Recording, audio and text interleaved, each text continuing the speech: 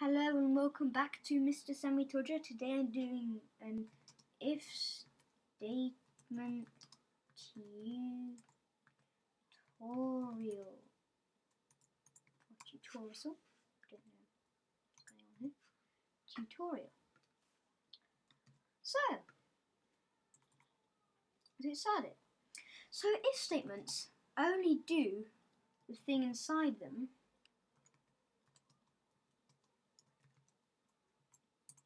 So the if statement only does the thing inside them if it's true. So if I did day equals 78, print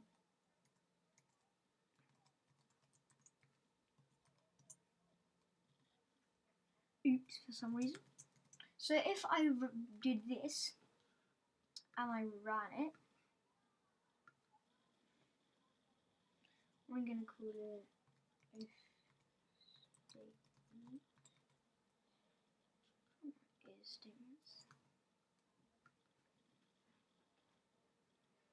You see, nothing's happened, but it hasn't given me an error because this is false and it will only do something if it's true. So now, if I do 98364,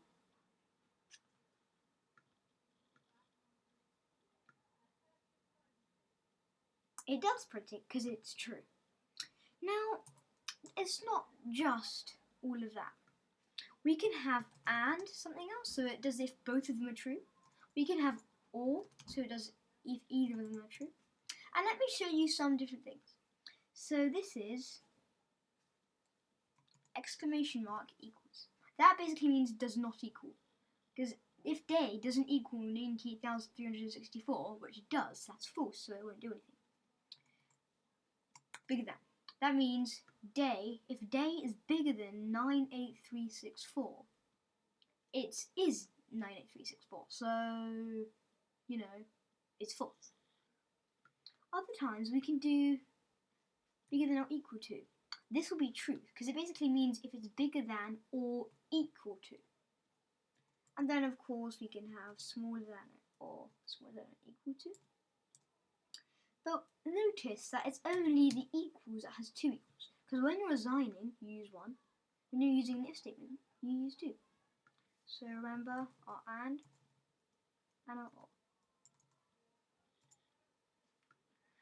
Again, we don't always do that. We have something called elif, which checks for another specific thing. So if that's false, or if it's true even, if that is true, then it will also check for that. If this is false, then it will also check for this. Elif day doesn't equal 56. It does equal 56. I mean, it doesn't equal 56. And that's what it's saying. So it's true. So print that. I just don't know what to do. Anyway, that's not all. We have something else.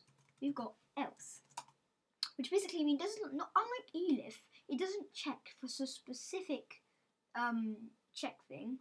It checks for just anything else other than what we've done. It checks for. If anything else has happened, print that. So yeah, if it's not this, it will check for this.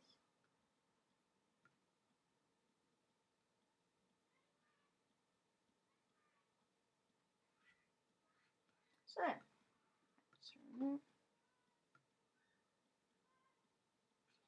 you see? Don't know why it's done that.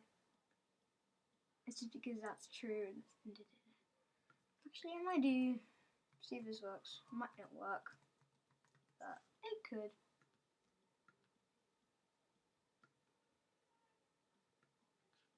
Yeah, because it continues meant to be in a loop. So anyway, so that is our if statements. They're so useful all the time. We can have multiple ors, we can have lots of ors, we can have lots of ands. We can have both in the statement. Anyway, So, I hope you've understood that. And I hope you get to use those in your future code to create awesome games. Bye.